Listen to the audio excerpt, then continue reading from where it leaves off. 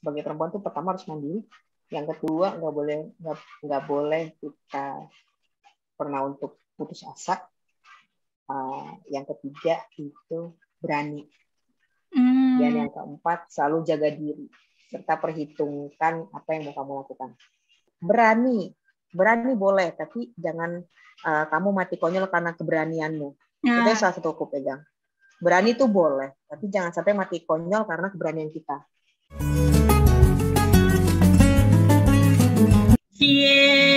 Ya guys, ini Dita Anggun Lestari. Dia sih Anggun, anak gunung katanya. Tapi namanya Anggun. Anggun ini tuh sekarang kerja di NGO, ya Anggun ya. Lebih ke renewable energy lah intinya, sama program kepemudaan. Anggun juga alumni dari Patriot Energi dan Negeri. Nah, hari ini Anggun tuh mau cerita tuh tentang pengalamannya Anggun yang katanya nih, cewek itu nggak bisa, tapi ternyata bisa. Gitu, Gun? Aduh, berat nih sebenarnya ini tidak main. Iya. Mulai dari mana dulu nih? Mulai dari ya dulu deh, dari kehidupan sehari-hari atau mau mulai dari pekerjaan sehari-hari ini? Coba dari kehidupan sehari-hari dulu deh. Sebelum pekerjaan kan agak berat lah. Jadi kalau kita ngomongin kehidupan sehari itu banyak di Indonesia tuh banyak hal yang istilahnya kadang perempuan kok ngerjain itu, perempuan kok ngerjain ini. Padahal kan mungkin kalau yang sudah kemana-mana ya, perempuan itu kan bisa ngerjain apa aja, tergantung memang kemampuannya. Nah kalau misalnya kayak kehidupan sehari-hari di rumah deh, itu di Indonesia terutama, kok perempuan tuh bagiannya nyuci piring, perempuan tuh bagiannya bersih-bersih rumah. Padahal kan ada yang namanya nyuci mobil, ada yang namanya bersihin kolam, ada yang namanya ngebenerin alat-alat listrik, itu kan juga bisa. Tapi tergantung dari kemampuan kita. Jadi sebetulnya seorang manusia itu nggak dibedakan, bukan masalah jenis kelamin ya, tapi ini ngomongin tentang pembagian tugas sehari-hari, pembagian tugas masing-masing, bahwa setiap orang itu memiliki kesempatan yang sama untuk belajar, memiliki kesempatan yang sama untuk melakukan sesuatu berdasarkan kemampuannya masing-masing, termasuk dari hal-hal kecil di rumah. Kalau bersih-bersih itu kan sebenarnya kebutuhan dasar yang wajib dilakukan setiap manusia, setiap orang, karena untuk menjaga kebersihan di rumahnya itu satu, dan itu nggak hanya harus dilakukan sama perempuan, bisa laki-laki, bisa perempuan, sama dong dua-duanya. Nah, tapi kan identiknya seringnya dengan perempuan nih, nyapu, ngepel itu. Padahal kan bisa dilakukan sama keduanya. Terus hal-hal yang seperti kipas gua rusak nih, kabel misalnya ya lampunya mati nih, kan itu juga sekedar mengganti lampu, nyambung kabel. Kenapa itu nggak kita kerjakan sendiri selama kita masih bisa mandiri gitu? Kecuali memang kita tidak punya ilmunya, ya nggak usah dikerjakan. Tapi kalau selama kita masih bisa mempelajari, apapun juga bisa dikerjakan. Begitu sih Teh kalau dari kehidupan sehari-hari, termasuk kayak lu kok bisa kayak ya istilahnya yang kegiatan-kegiatan bela diri. Bela diri kan ya, kegiatan sehari-hari itu kan sebenarnya identik dengan laki-laki kalau di Indonesia. Tapi padahal secara umum bela diri itu diperlukan oleh seluruh manusia, karena kalau ada apa-apa, ada tindakan kriminalitas ataupun ada hal-hal yang memang membahayakan jiwa secara fisik ya, itu kan kita juga harus bisa membela diri sendiri. Jadi itu bisa dilakukan oleh baik perempuan maupun bisa dilakukan juga sama laki-laki. Jadi nggak hanya yang namanya perempuan tuh harus jago nari, perempuan tuh harus jago make up ya, perempuan juga harus bisa. Tapi kan itu kan kebutuhan yang based on jenis kelamin ya. Kalau ini kan kebutuhan yang dasar kayak bela diri, itu identik dengan laki-laki. Padahal semuanya juga ya harusnya punya, mau laki-laki mau perempuan. Bahkan perempuan itu menurutku hampir menjadi hal yang wajib sekarang. Kenapa? Karena banyak kejadian-kejadian atau kriminalitas yang menyasarnya ke perempuan. Yang kedua, basic skill selain yang bisa diri sendiri ya, berkendara.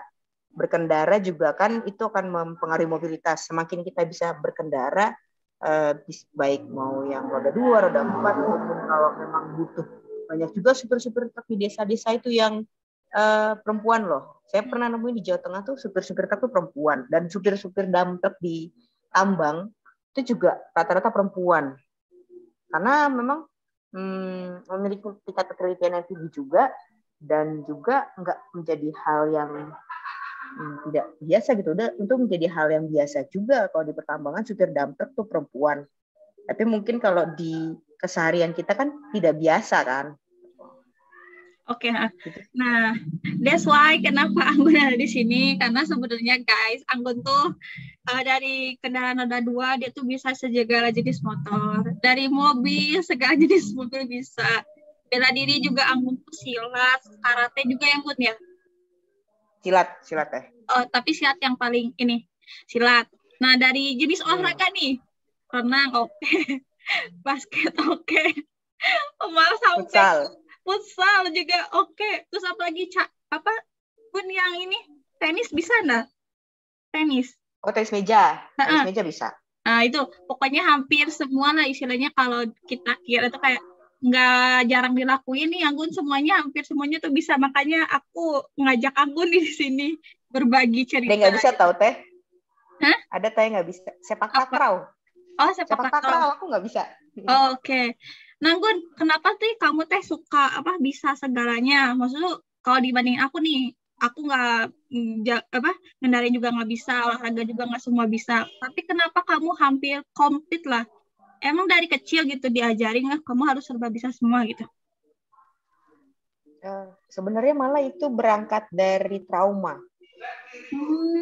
Kalau mau teteh mau tahu sama teman-teman teman damai mau tahu ya, itu berangkat dari trauma. Jadi waktu kecil itu saya dan keluarga saya pernah kena semacam huru-hara di daerah Lampung, dan itu membuat saya trauma. Kalau ada ambulans, ada hujan, terus juga ada keramaian, itu membuat saya nangis gitu istilahnya.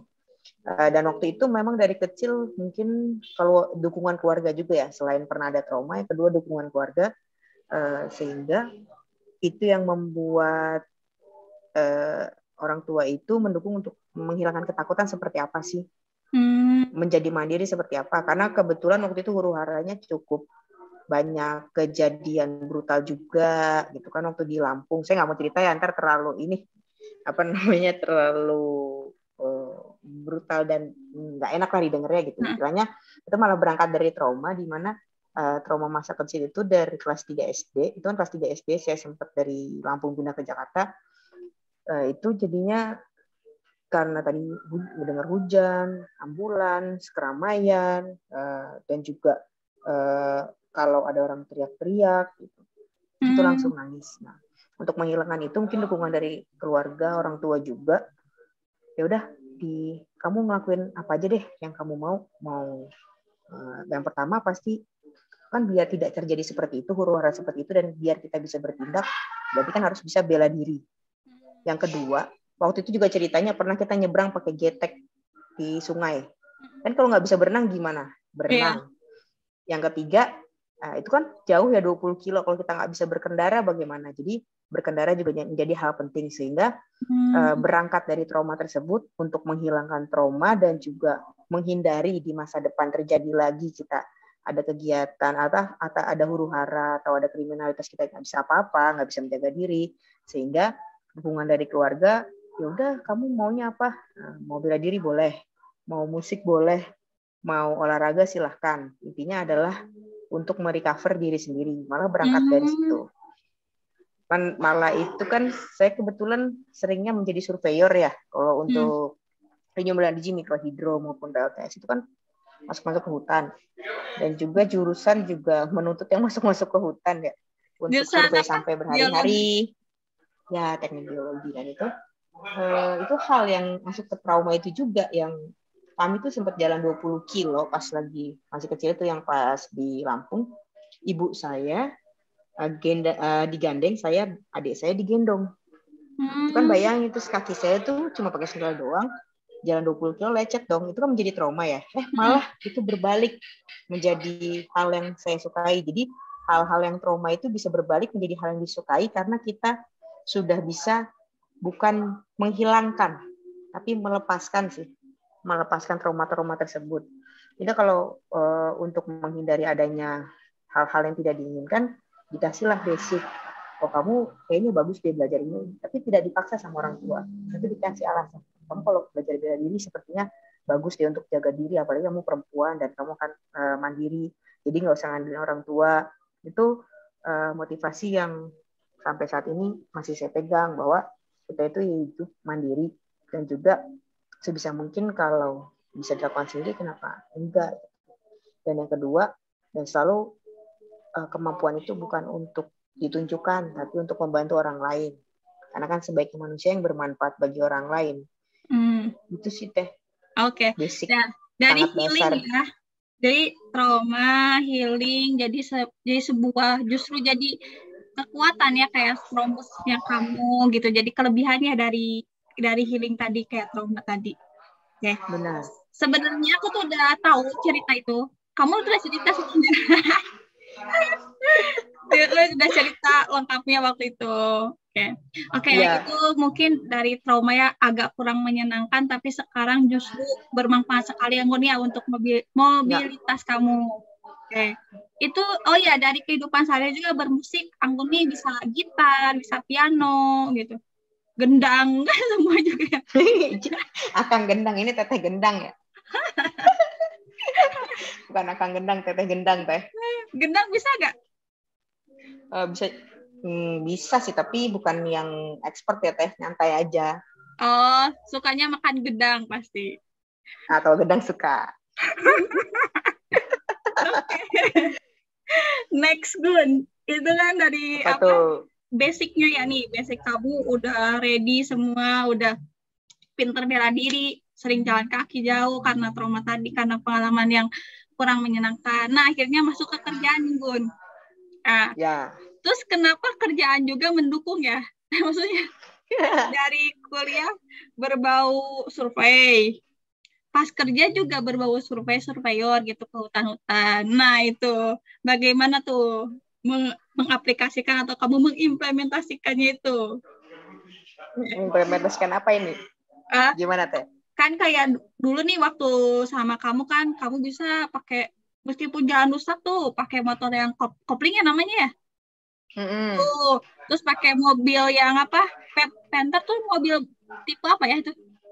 Oh, itu minibus, ada 4-wheel drive, Strada, Pajero gitu. Ya itu kamu juga bisa pakai itu. Nah, why gitu. Kok ini gitu ya, berani gitu. Terus salah satu cewek lagi waktu itu, satu-satunya kayaknya kamu yang satu-satunya nggak sih? 2 yang bisa. 2 ya? 2 orang ya? Iya, sama itu kan Kapten. Betul, sama kapten. Oke, ya, sok ceritain gimana? Boleh diceritakan. Kalau mulai kuliah sih memang itu pilihan ya. Saya kalau nggak jurusan itu nggak mau. Pokoknya mau di kampus apapun jurusannya itu. Karena geologi dulu. Karena dia kan luas dan juga mempelajari tentang asal-usul bumi dan juga ya segala macam, tanah, air, udara itu masuk di situ. Walaupun basicnya kita kan hidup dari bumi untuk bumi sampai mati. Kalau kata salam geologi gitu. Gimana Gun? Ulangi lagi. Dari bumi. Hidup dari bumi untuk bumi sampai mati. Oh, I see. Oke. Mantap. Ya, kalau untuk kuliah sih memang sudah direncanakan. Tapi pas lulus itu, ini sebenarnya hal baru ya. Bekerja untuk masyarakat. Karena sebenarnya sebelumnya bekerja untuk company, bekerja untuk kekayaan diri, ya. Oh gitu. Bekerja untuk makmuran keluarga ya kan gitu awalnya. Tapi semenjak mungkin Teh Damai juga kan ya patriot energi juga ya. Jadi patriot energi itu mungkin merubah cara pandang kita terhadap hidup. Kalau dari saya sih begitu. Karena dari setelah patriot energi, jadi kita melihat, oh ternyata banyak ya yang di pedalaman-pedalaman masyarakat yang masih jauh loh level hidupnya sama kita, yang belum ada listrik, dan kita nggak bersyukur kalau listrik mati ya 10 menit, 15 menit aja gitu misalnya.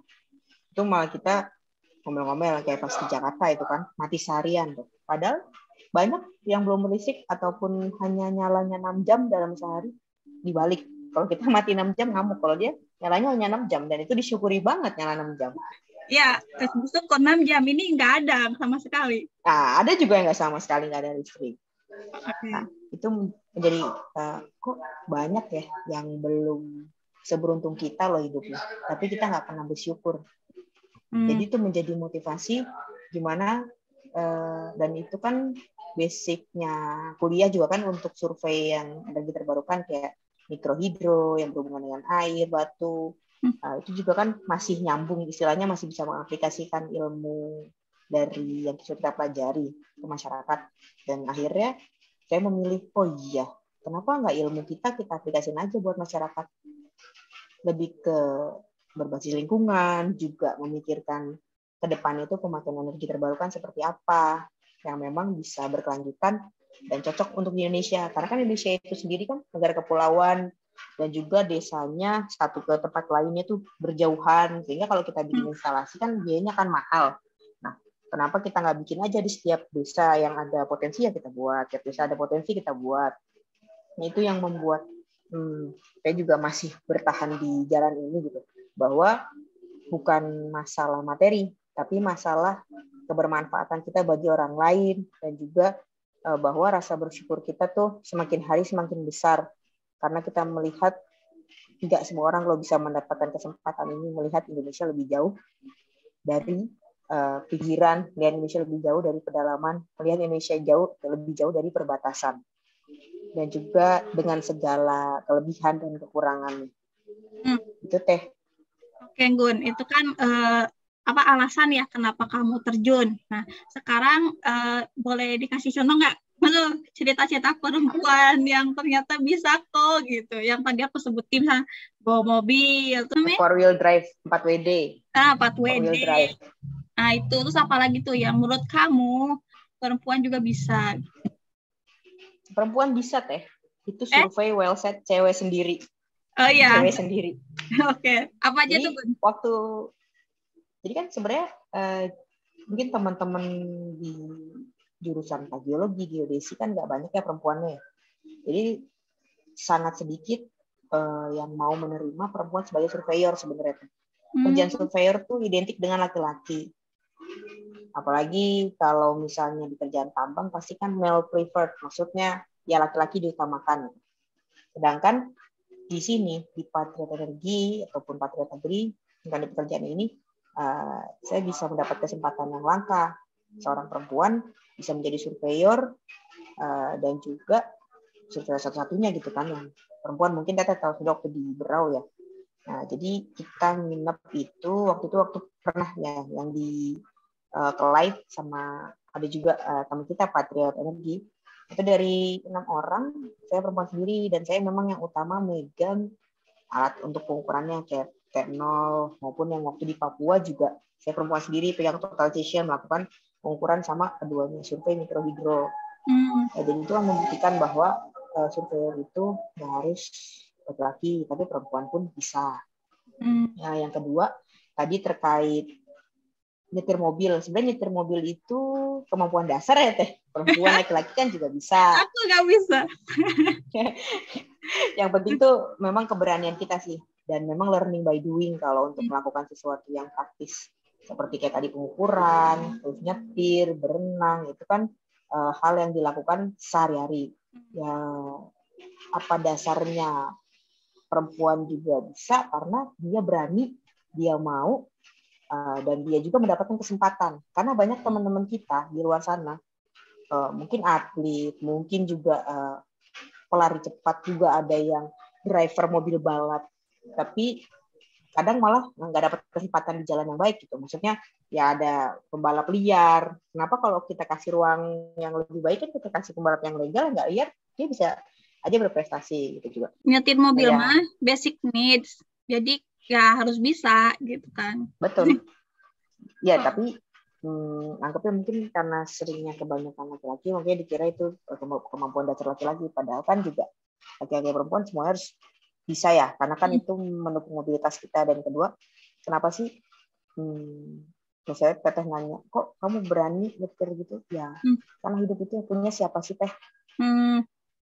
Selama mungkin kalau masih ada orang lain, mungkin akan ada orang lain ya. Cuma kalau memang nggak ada kan kita akan terbatas gitu. Kalau kita tidak bisa melakukan sesuatu hal yang sebenarnya bisa kita pelajari kayak nyetir mobil, terus juga ya, nyetir motor kopling, itu kan hal dasar kalau untuk semua orang. Tapi di Indonesia kebanyakan itu dilakukan oleh laki-laki. Kenapa juga saya berani gitu, misalnya kayak touring. Waktu tahun lalu kan touring dari Jakarta Sragen tuh naik motor sendiri lagi. Gitu. Yang mendasari saya berani karena saya yakin kalau kita niatnya baik kan niatnya tuh silaturahmi dari rumah ke teman, sampai rumah teman nih, dari mulai Jakarta sampai Sragen. Juga itu juga yang mendasari untuk kan niatnya baik, yang satu, yang kedua kita juga udah yakin kita bisa, yang ketiga tetap harus hati-hati gitu. Dan yang keempat tetap aja yakin bahwa hidup ini sudah ada yang punya. Jadi keselamatan itu jadi mintanya ke siapa lagi kalau bukan ke dia gitu. Oke. Kan. Tapi ini juga Anggun, maksudnya nggak semua orang juga, misalkan kan ada kesempatan juga ya belajar dan kesempatan. Nah misalkan kalau orang yang nggak punya kayak peralatan atau fasilitas yang dia punya, tentu dia nggak bisa dong gitu kan. Jadi ini tuh dalam syarat dan ketentuan berlaku ya, maksudnya kalau ada fasilitasnya mendukung, orang tua mensupport, yaitu oke, kamu bisa tuh belajar hal-hal basic yang tadi kamu sebutin. Tapi kalau ada teman-teman kita juga fasilitasnya nggak ada ya, mau belajar gimana, bisa atau belajar dulu. Pokoknya tapi nanti misalkan ke depan kalau misalnya ada kesempatan dan fasilitas, ya belajar gitu ya. Gitu nggak sih? Ya tapi sebenarnya gini sih Teh, mungkin saya juga bersyukur gitu ya, bahwa di lingkungan keluarga dan juga teman yang mendukung gitu. Kan kalau setuju sama kayak Teteh tadi, privilege ya. Privilege kan. Nah, kalau privilege kita memang kita dibesarkan di daerah yang mendukung apapun yang kita kerjakan, dan juga percaya, karena gini Teh, ada misalnya perempuan bisa nyetir, baru bisa nyetir sebentar, baru nabrak dikit, udah nggak boleh nyetir lagi sama orang tuanya. Atau baru nyenggol dikit nggak boleh nyetir lagi sama orang tuanya. Itu kan sebenarnya bukan nggak diberikan kesempatan kan, padahal kalau itu dia dikasih kesempatan untuk nyetir terus, atau dia dikasih kesempatan untuk belajar sesuatu terus menerus, kan namanya belajar ada gagal ada berhasil. Nah kegagalan itu kan bisa membuat seseorang belajar. Mungkin kadang satu kegagalan orang tuanya nggak ngasih lagi, itu kan kesempatan privilege. Berarti kan privilege itu bukan kayak hanya aku anak orang kaya, bukan lah, tapi privilege yang memang diberi kesempatan juga itu untuk belajar itu merupakan suatu privilege atau suatu kelebihan gitu, suatu kesempatan. Karena tapi kesempatan itu selain bisa kita dapatkan, bisa kita buat juga sih.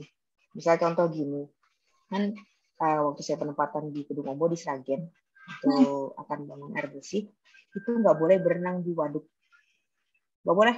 Kamu nggak boleh main ke waduk, nanti kamu tenggelam, lain-lain. Pada suatu waktu ini airnya tenang kok, apalagi kalau pagi gitu. Terus nggak banyak lalu lintas perahu kalau pagi gitu. Saya pengen tuh nyebrang ke sana berenang, kan nggak boleh tuh. Tapi saya melihat kayaknya bisa nih terukur langsung aja, nggak tanpa orang lain mau main ke waduk berenang, sampai itu ke kerambanya. Terus kan masuk berani lah ya. Nah terus sampai ke Keramik, padahal kan nggak boleh, tapi sampailah ke sana udah nyampe, kok nyampe orang tuh was-was dari jauh, sangkanya aku tenggelam dan lain-lainnya nyampe gitu kan. Nah setelah itu bolehlah, setelah aku udah mencoba membuktikan untuk bisa ke sana, boleh udah berenang di situ besok-besoknya. Berarti kan kesempatan itu bukan hanya bisa kita dapatkan memang udah takdir satu, yang kedua tapi juga bisa kita buat, tapi dengan catatan kita yakin dan terukur kalau itu bisa kita lakukan. Jangan melakukan sesuatu yang nggak terukur, yang nggak bisa kita lakukan. Itu sih perhitungannya juga harus matang. Nanti yang nonton kamu, katanya ngomong Anggun juga nekat-nekat aja, tapi udah pakai perhitungan ya Anggun ya? Iya. Oke. Kalau katanya apa sih? Berani boleh, tapi jangan kamu mati konyol karena keberanianmu. Itu salah satu aku pegang. Berani itu boleh, tapi jangan sampai mati konyol karena keberanian kita. Oke, sip. Itu berarti dari kerjaan tadi ya yang survei mikrohidro, terus basic needs yang Survei tadi. geologi, ya. Terus ada lagi nggak Gun yang contoh bahwa perempuan juga bisa gitu? Satu lagi aja deh. Apa ya Teh ya? Karena kan biasanya kan di sini kan kerjaan sama kehidupan sehari-hari ya. Oh iya ya, relate juga ya. Iya, Oke. iya. Nah, kehidupan tadi Oh, kita udah bahas. mapping. Oh, pemetaan. Nah, itu sebenarnya Pemetaan ini. pekerjaan cowok identik dengan pekerjaan cowok atau cewek juga? Sebenarnya kalau mau dibilang mappingnya yang ke lapangan yang di hutan, maksudnya yang mapping spasial ya, kayak geodesi, geologi mungkin itu pekerjaan cowok karena memang kebanyakan yang dibutuhkan laki-laki biasanya. Tapi kalau berhubungan dengan pemetaan sosial tuh cewek juga banyak, gitu kan? Karena kita ngobrolinnya tentang ke rumah-rumah dan juga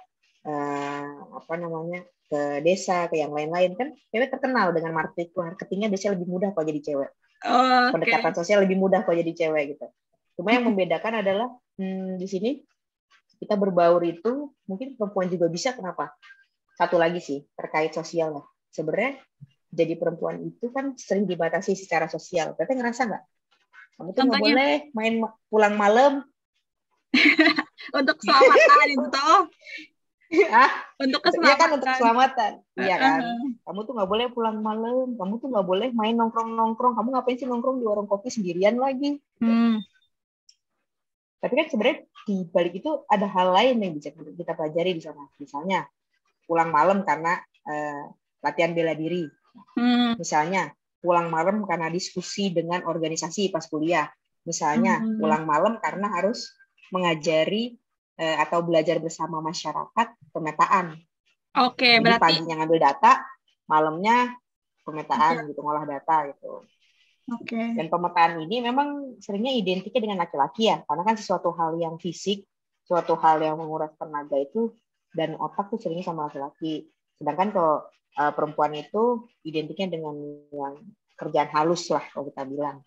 Kalau kerjaan kasar itu kan identik dengan laki-laki. Walaupun di Bali kuli bangunan aja perempuan loh. Ada di beberapa daerah kan kayak di Bali sama Kalimantan. Oke. Itu yang Gun ya? Oke. Iya, tapi tadi pulang malam dengan alasan tertentu dan jelas ya, bukan keluyuran nggak jelas gitu maksudnya. Nah itu. Mungkin aku agak ini ya jelasinnya tuh seru kan. Pertama kan menarik orang. Oh boleh pulang malam kenapa ya? Karena ada alasannya pulang malam belajar. Pulang malam diskusi. Kalau yang ngedengerinnya setengah kan bisa bahaya, Bu. Oke, Gun. Jelas nih pesan apa ya? Pesan atau apa namanya ya? Untuk yang nonton nih, perempuan-perempuan yang nonton, apa sih yang mau kamu sampaikan buat teman-teman kita juga? Kalau sebagai perempuan tuh pertama harus mandiri. Yang kedua nggak boleh kita pernah untuk putus asa. Yang ketiga itu berani. Dan yang keempat selalu jaga diri serta perhitungkan apa yang mau kamu lakukan. Oke, siap. Karena Teteh tahu sendiri ya, perempuan itu mau pakai baju seperti apapun kadang tetap jadi objek. Apalagi sekarang ini lagi banyak dibahas kan. Jadi gimana cara kita bersikap? Mandiri, jaga diri, berani, memperhitungkan apa yang akan kita lakukan. Oke, apa namanya ya memperhitungkan apa yang dilakukan?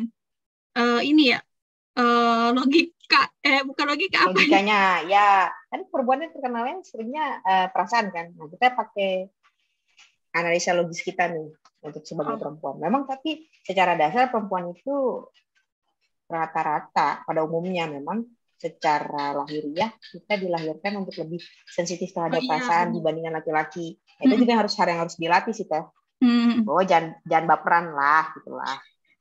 Cie, semenjak ada kata baper jadi baper. Padahal kalau intinya mah itu ya, mandiri, jaga diri, berani dan bisa memperhitungkan apa yang kita ambil resiko. Analisa resiko. Oke. Itu kali Gun untuk perempuan. Iya sih. Asik. Oke, buat perempuan-perempuan yang nonton di sini komen nih, pekerjaan apa sih yang identik dengan laki-laki, terus katanya perempuan nggak bisa, atau sebaliknya deh, gitu deh ya. Oke. Makasih Anggun, Dita Anggun Lestari, lancar-lancar kerjaannya, Sama-sama Teh Damai. sehat selalu, terus tetap semangat jadi Wonder Woman. Enggak, kalau itu keren tuh, Gal Gadot. Tapi Kak, ingat Kak, anggun yang tidak anggun. Oh iya, Anggun tuh punya slogan Anggun yang tidak anggun. Padahal namanya juga Anggun. Ya, betul, Anggun yang tidak anggun. Gitu. Oke deh, Ya. Gun. Makasih banyak waktunya. Sampai berjumpa di lain waktu. Sama-sama. Dadah. Assalamualaikum. Salam.